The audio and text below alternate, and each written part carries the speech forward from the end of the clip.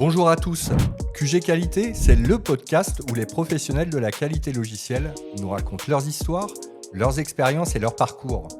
Je m'appelle Romuald Lenormand, je suis votre hôte pour ce nouveau numéro. Si vous êtes expert, débutant ou simplement curieux, l'objectif est de vous partager tous les aspects des métiers de la qualité. Cet épisode vous plaît? Alors abonnez-vous pour ne pas rater les prochains et partagez-le autour de vous pour nous aider à grandir.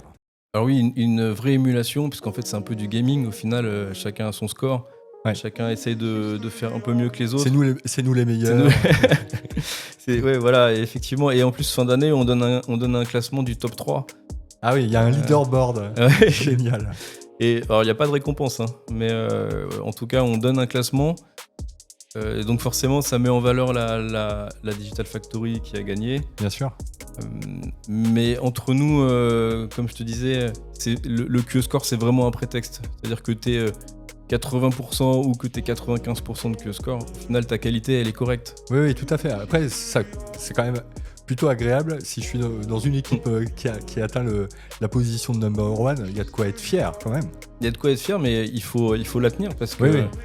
en fait ton QE score un jour il peut être à 95%, mais 3 jours après tu as une faille de sécurité bloquante qui apparaît dans ton code, tu redescends, tu perds 10 places au classement. Oui, bien sûr, Voilà. on n'est pas à l'abri de redescendre. Bienvenue dans ce nouvel épisode de QG Qualité. Notre objectif est simple, promouvoir et faire connaître les métiers de la qualité logicielle. Aujourd'hui, nous accueillons Simon Champenois, Chapter Lead Quality Engineering chez Carrefour. Nous allons parler d'une pratique que vous avez mis en place dans toutes les équipes IT, le QE Score. Bonjour Simon, peux-tu te présenter et nous parler de ton rôle chez Carrefour? Bonjour Romuald, déjà merci pour l'invitation. Je t'en Je suis prie. ravi de participer au podcast. Donc chez Carrefour, je suis Chapter Lead Quality Engineering. Mhm. Donc je suis en charge de mettre en place et de suivre toutes les bonnes pratiques de qualité au sein de la DSI France. D'accord. Et auparavant, j'ai fait presque 20 ans d'expérience en qualité logicielle. J'ai commencé comme testeur fonctionnel. J'ai fait un peu d'automatisation des tests. J'ai fait responsable de tierces recettes applicatives, D'accord. une TRA, dans le nucléaire. J'ai aussi participé à différentes expertises en qualité logicielle et responsable d'un pôle testing pour une grande ESN. Ok, génial. Alors aujourd'hui, on connaît tous le Nutri-Score avec ses lettres de A à E pour décrire si un produit alimentaire est bon pour la santé.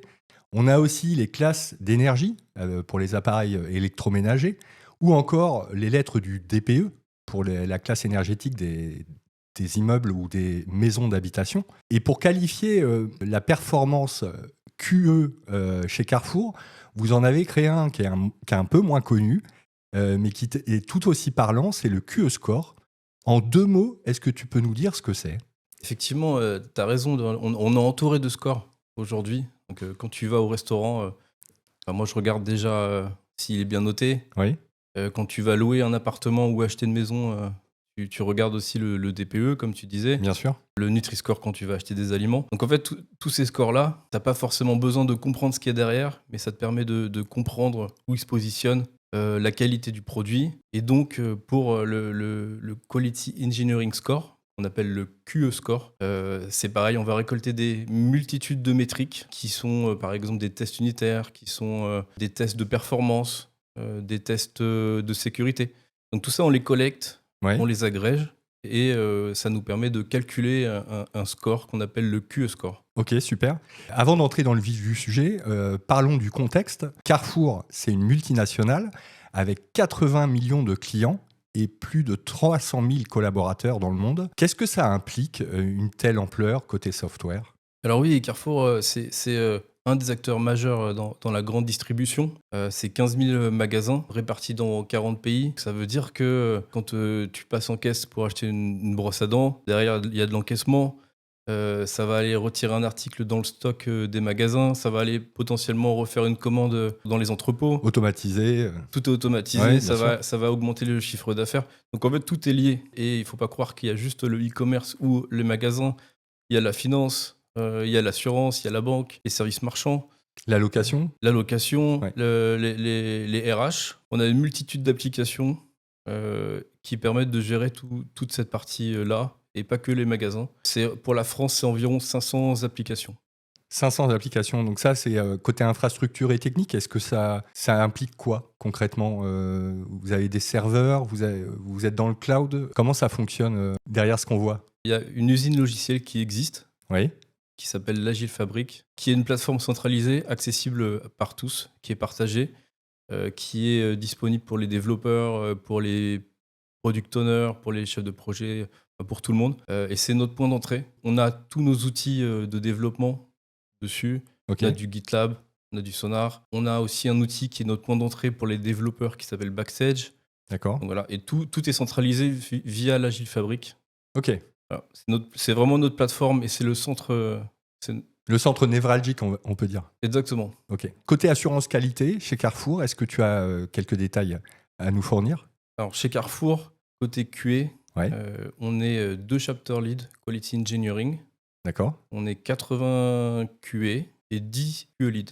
Donc les QE lead, ils font le lien entre les chapter lead et les QA. D'accord. Et il y a 5 personnes pour faire de la performance à temps plein. On a 160 automates qui tournent presque tous les jours. Ça fait environ 60 heures d'exécution.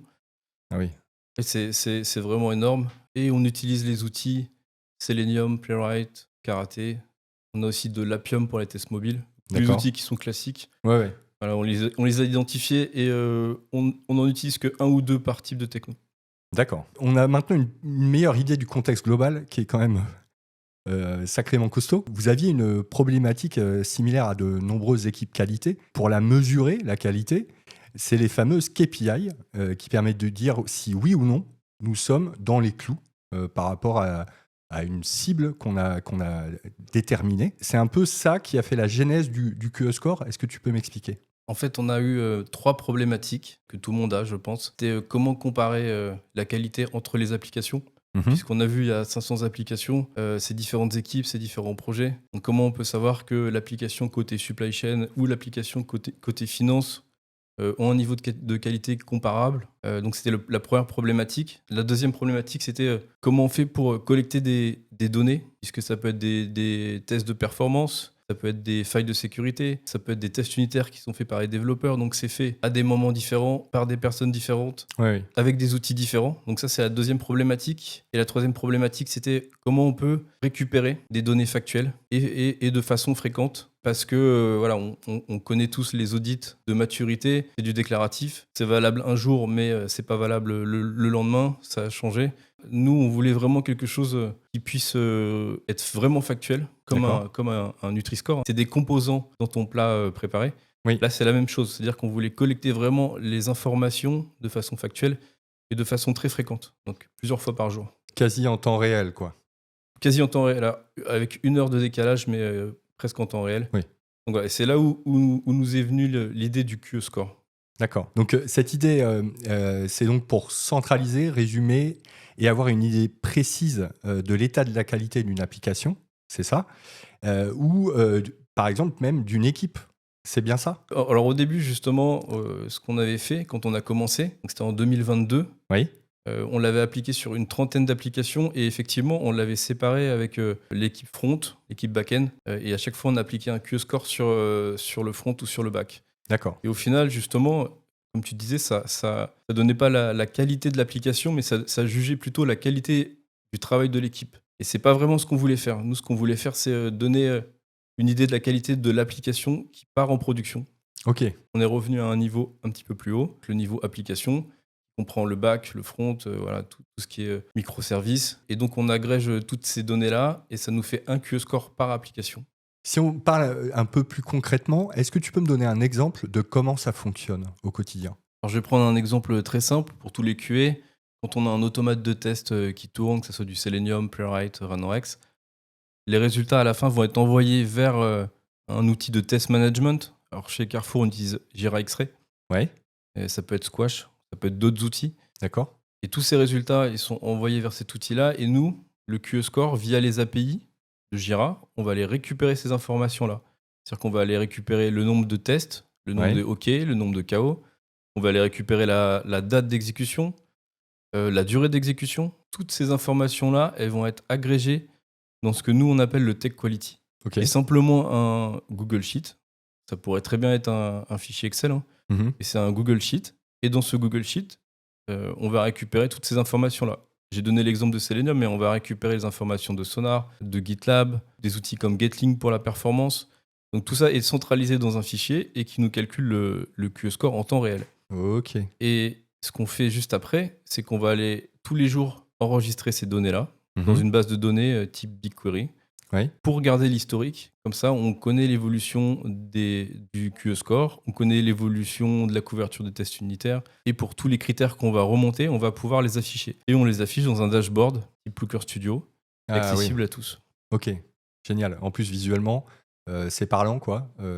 Ça a une belle tête. Pour les équipes, c'est plutôt agréable que d'avoir simplement un chiffre quelque part un peu vide. Là, vous pouvez faire des graphiques, des choses plutôt sympas avec un Locker Studio, c'est ça? Oui, on peut faire des graphiques, on peut faire des filtres, on peut Ouais. remonter sur les étages un peu supérieurs au niveau Digital Factory. On peut suivre l'évolution au cours du temps. Donc, il y a beaucoup de choses et c'est vraiment hyper simple d'accès. D'accord. Génial. Est-ce qu'il y a eu des risques qui ont été identifiés quand vous avez voulu mettre en place le QS Score? Alors, on n'a pas eu de risque. Par contre, on s'est aperçu, et c'est la loi de Goodhart, je ne sais pas si tu en as déjà entendu parler, c'est quand une mesure devient un objectif, Ah, la mesure n'est plus oui. bonne. Et c'est vrai qu'en fait, alors moi, j'y croyais pas vraiment à cette loi-là, mais c'est vrai qu'en fait, force est de constater que à force de dire ton application, elle est à 70% de QE score, tu dois passer à 75% sous 3 mois pour améliorer ta qualité. Il y a certaines équipes en fait qui vont aller détourner un peu le principe du QE score. Ils vont par exemple juste créer un automate de test qui va faire uniquement les tests automatisés sur la page d'accueil D'accord. et pas toute la non-régression. Et donc nous, avant, on considérait que c'était un point, que c'était bon. Et donc ils ont un petit peu dévié la philosophie du QE score. Donc à chaque fois, nous, on est obligé de rajouter des contrôles. C'est-à-dire que Ouais. maintenant, on va vérifier que le périmètre testé, automatisé est correct. On va vérifier qu'ils ont bien relancé leur automate régulièrement. Parce qu'ils le lançaient une fois en début d'année. Et derrière, en fait, nous, on avait le score qui restait correct parce que c'était fait. Mais finalement, il y a quelques mois, donc on remet à zéro. On est sans cesse en train de rajouter des nouveaux contrôles pour éviter ce genre de cas, mais c'est vraiment des cas aux limites. Oui, à la marge. À la marge, mais ouais. parfois, il y a des petits malins qui s'amusent à jouer avec les règles. Oui, alors c'est inconscient peut-être parfois, mais en tout cas, oui, nous, on rajoute des contrôles et je pense qu'on va en rajouter encore l'année prochaine. D'accord. Ok, très bien, je comprends mieux. Et pour l'alimenter, ce fameux score, on collecte un tas de données. Vous avez débuté avec quels outils? Au tout début, en 2022, quand on a voulu mettre en place ce QE score, on avait commencé avec Sonar Ouais. pour la qualité de code. Sonar qui est quasi intégré dans toutes les équipes en plus. Maintenant, oui, Ouais. et puis si on veut faire de la qualité de code, on est obligé d'avoir un outil de type Sonar. Bien sûr. En plus, c'est en open source, donc c'est assez simple à mettre en place. Donc on avait commencé avec Sonar, qui permet de remonter la dette technique, qui permet de remonter la couverture de tests unitaires, qui permet de remonter la date du dernier scan aussi. Mhm. On a commencé aussi avec les tests automatisés fonctionnels. D'accord. Donc on remontait toutes les informations de Selenium, de Playwright, de Karate pour les tests de web service. Ok. Et puis aussi, on avait commencé sur un outil qui s'appelle Fortify, qui remonte les failles de sécurité. Donc on avait ces 3 types d'outils. Ouais. On collectait des métriques. Et ensuite, ce qu'on faisait, c'est qu'à chaque fois qu'on considérait que le seuil était atteint, par exemple, les tests unitaires, on attendait que ça soit supérieur à 80%, Mhm. qu'on considérait que c'était un point. Et, voilà. Et en fait, ce qu'on faisait, c'est qu'on additionnait tous ces points et ça nous faisait un QE score. Ok. Donc c'était vraiment au tout début en 2022. Est-ce que vous avez proposé ce changement à toutes les équipes ou est-ce que vous avez fait une équipe après l'autre à la manière d'un POC? Alors au tout début, on est parti sur un périmètre de 30 applications D'accord. qui sont les applications les plus critiques de Ah oui, Carrefour. ok. Et donc en fait, on a appliqué ces critères-là sur ces applications-là. Mhm. Et en fait, ça a tout de suite pris. Puisque finalement, le QE score, il n'est pas là pour pénaliser les équipes. Il est vraiment là pour les aider en disant attention, ta couverture de test unitaire est trop faible. Attention, il te manque les tests automatisés. Donc on l'a appliqué sur ce périmètre-là. D'accord. Et finalement, c'est très simple à mettre en œuvre puisque c'est pas du tout intrusif pour les équipes. c'est nous, en fait, c'est le QE Score, l'outil QE Score qui va aller collecter les données. C'est pas du tout quelque chose qui doit être intégré dans le code des développeurs ou dans la chaîne CI. Donc c'est vraiment le QE Score qui va aller collecter lui-même les données. Donc il n'y a pas d'action à faire côté projet. Ouais, c'est transparent côté équipe. Ils n'ont aucune action à entreprendre de leur côté, quoi. Oui, c'est transparent et c'est d'ailleurs pour ça que c'est asynchrone. Ça veut dire que les données, c'est nous qui allons les collecter automatiquement toutes les heures. Et donc eux, ils n'ont aucune action à faire. Et si on soulève le capot du QE Score, on doit trouver des règles de calcul. Comment est-ce que vous avez décidé de ces règles et des coefficients à appliquer? Quand on regarde maintenant le QE Score en 2025, il est assez complexe, hein. Même moi, quand j'essaie de retrouver les formules, c'est pas forcément évident parce que c'est depuis 3 ans un travail qu'on fait. Mhm. On avait commencé en 2022, comme je te disais, par quelque chose de très simple, sans pondération, juste des points. Est-ce que tu as atteint ta couverture de test? Oui, non. Donc Oui. 0 ou 1 point. Ce qu'on a fait au fur et à mesure des années, c'est qu'on a fait des ateliers avec les différentes équipes, avec les équipes de sécurité, avec les équipes performance, avec les développeurs, les tech leads, pour qu'on essaye d'avoir quelque chose qui remonte, qui soit vraiment cohérent avec la qualité qu'on a, nous, en production. Quand on regarde sous le capot, effectivement, il y a une quarantaine de critères qui sont pris en compte, que ce soit les tests automatisés fonctionnels, est-ce que les pipelines sont conformes, est-ce que les quality gates sont conformes, est-ce qu'ils sont à pass. Donc c'est une quarantaine de critères qu'on évalue, D'accord. qu'on collecte tous les jours, et donc à chaque fois on applique une formule, et sur chaque outil, on va appliquer une pondération. L'outil qui nous semble le plus important pour nous chez Carrefour, on va lui mettre une pondération de 5. Coefficient x5. Ouais, ok. Et un outil qui nous semble un peu moins important, on va lui mettre un coefficient de 1. D'accord. Donc c'est comme ça, en fonction de la criticité, qu'on va mettre un coefficient plus élevé. Oui, c'est ce qu'on a mis en place en 2023-2024. On s'est appuyé sur la pyramide des tests, donc l'effort de test qui doit être fait au plus bas. Mhm. Donc tout ce qui est au niveau du code, sur du sonar, des failles de sécurité, même sur la partie pipeline. En fait, tout ça, on a mis un coefficient assez haut. Mhm. Plus on avance dans la pyramide, plus le coefficient diminue. Mais D'accord. c'est le choix qu'on a fait. C'est-à-dire que tout est possible. Quand on a présenté à la JFTL 2024 le QE Score, il y avait une question justement qui était pourquoi mettre autant d'importance sur la partie test unitaire? Ouais. Et c'était une très bonne question parce que finalement c'est notre choix. On s'était aperçu chez Carrefour que les tests unitaires étaient trop faibles. Au D'accord. contraire des tests automatisés fonctionnels qui, eux, étaient bien mis en place. Donc on a augmenté ce coefficient. Donc vraiment à la base, ça a permis justement de mettre en place beaucoup plus rapidement des tests unitaires. En gros, si je résume, ça vous permet de faire des ajustements également pour savoir sur quoi mettre le curseur pour les équipes. C'est bien ça? Oui, c'est exactement ça.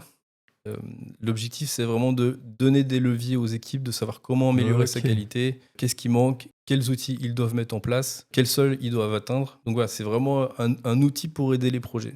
Ouais, vous, c'était la problématique du moment. Et si 1 an après, par exemple, bah, vous voyez que la couverture des tests unitaires, elle est vraiment très très bonne dans toutes les applications, cette fois, vous allez mettre plutôt le curseur sur une autre partie. Oui, alors en fait, tous les ans, on fait des ateliers et on regarde ce qui a été, ce qui n'a pas été, ce qui est encore à améliorer. Et en fonction de ça, on va soit changer les coefficients, Mhm. soit retirer des outils, soit ajouter des outils. 2024, on utilisait l'outil qui s'appelle pact.io. C'est un outil en fait pour faire du contract testing. Mhm. C'était un outil qui était un peu complexe à mettre en œuvre pour finalement pas grand-chose. Donc on a choisi de le retirer. Ouais, vous l'avez décommissionné. On l'a décommissionné. Ouais. Ça peut être aussi une application qui est testée avec un vieux framework de test que vous allez décommissionner. De cette manière-là, il faut le sortir du QE Score. Alors par exemple, il y a 2 ans, on a fait le choix d'abandonner Cypress D'accord? pour le remplacer par Playwright. De façon transparente, on sort l'outil, mais le QE Score reste toujours là. C'est-à-dire que les Oui, résultats qui sont envoyés par Cypress ou Playwright, c'est pour nous transparent. c'est ça. C'est juste l'outil qui change, mais le coefficient peut être le même.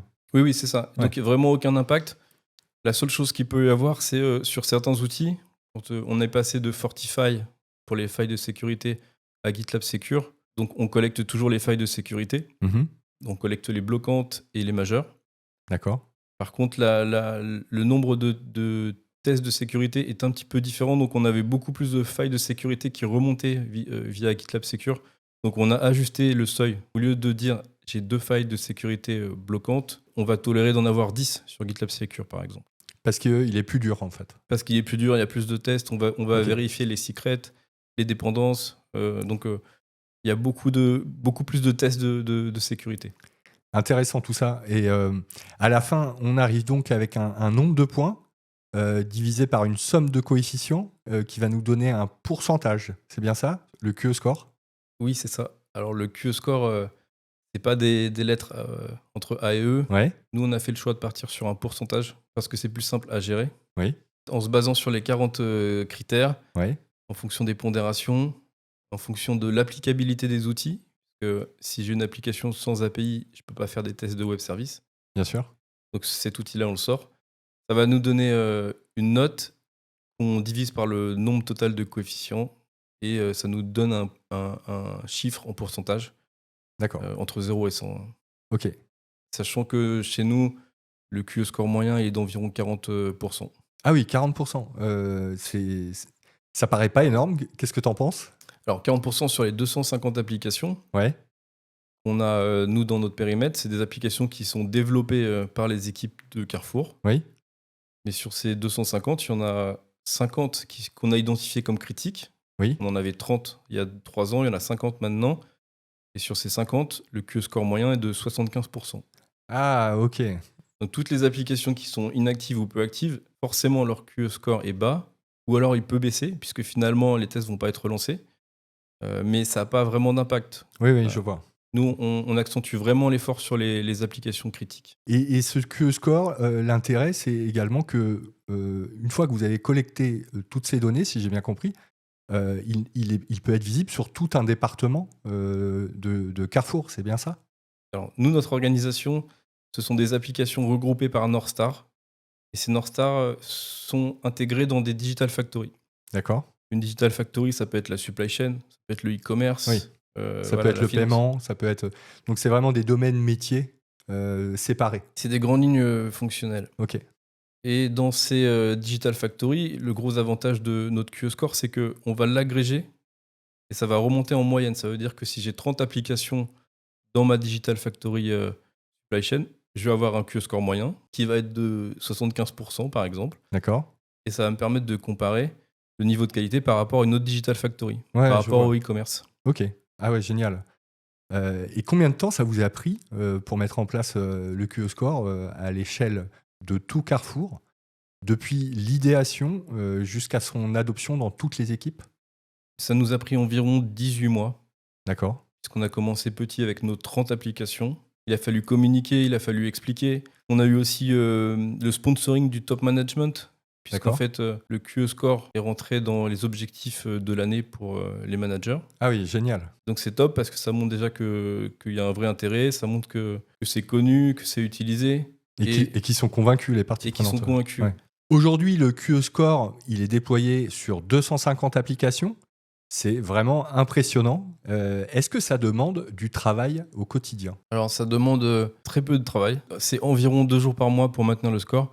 Il y a un petit peu plus de jours en début d'année quand on va refaire les nouveaux calculs, récupérer les informations de nouveaux outils. Donc ça me prend 5 à 10 jours pour le mois de janvier. Oui. Mais sinon, voilà, c'est très peu de jours pour le maintenir, puisqu'en fait tout est collecté automatiquement. Il y a juste quelques vérifications à faire parfois pour des cas particuliers. Ce qui prend beaucoup plus de temps, mais c'est indépendant du QE score, c'est expliquer aux équipes à quoi servent les outils, pourquoi il faut les mettre en place, comment on fait. La pédagogie, quoi. Oui, c'est ça. C'est grâce au QE score qu'ils prennent conscience qu'il faut mettre en place ces outils-là. Ah oui, donc c'est un super résultat. C'est un super résultat. Et en fait, le QE score, c'est un prétexte pour justement mettre en place ces outils, atteindre des seuils, vérifier que certains critères sont atteints. Et c'est aussi un très bon outil pour discuter entre projets. C'est vraiment une. Derrière ce score, j'ai l'impression que ça a permis vraiment aussi d'animer toutes les équipes. Ça a permis vraiment d'animer toutes les équipes. Tous les mois, on fait un point avec les CTO, avec les différents chefs de projet, directeurs de projet. Et c'est utilisé aussi tous les jours dans les daily des projets. En fait, D'accord. ils vont dire à combien est mon QE score aujourd'hui, pourquoi j'ai des failles de sécurité qui sont remontées aujourd'hui, pourquoi mes tests automatisés sont KO. C'est un outil qui permet de communiquer.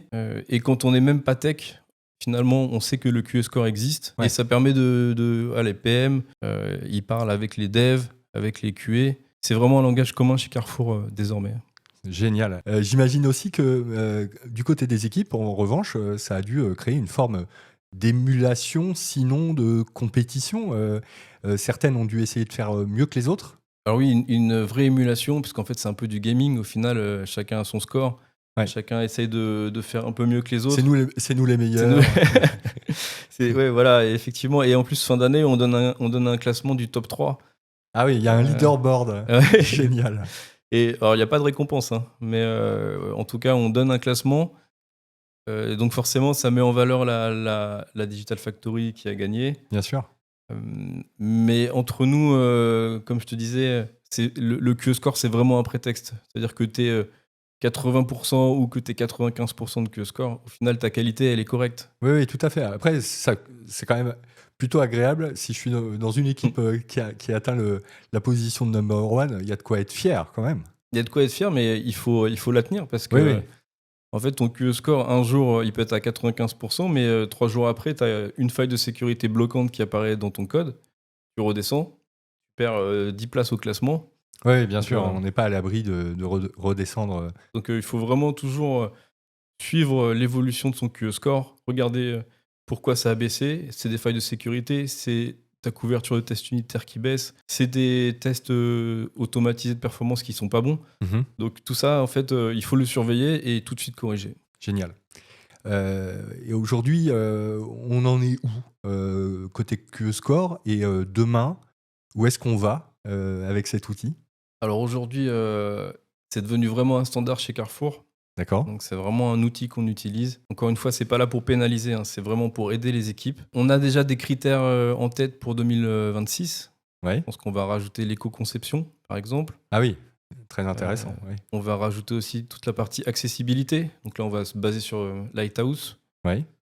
Et donc tout ça, on va les rajouter dans notre score. On va voir si on va le rajouter, mais sûrement la partie template pour les designs. Est-ce qu'on utilise bien les bons templates? Donc on a encore des idées à venir. On va réajuster certains calculs. Mais bon, ça sera la surprise de fin 2025, début 2026. D'accord, génial. Et on parlait d'avenir, on parle d'IA. Est-ce que ça va être intégré au QE Score?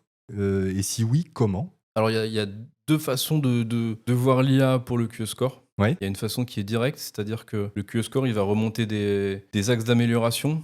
Si je prends l'exemple tout simple, ma couverture de test unitaire, elle n'est pas suffisante. On pourrait très bien utiliser l'IA pour augmenter cette couverture. Ouais. Donc il y a cette façon directe, en fait, qui tout ce qui remonte comme axe d'amélioration, l'IA pourrait corriger et améliorer. D'accord.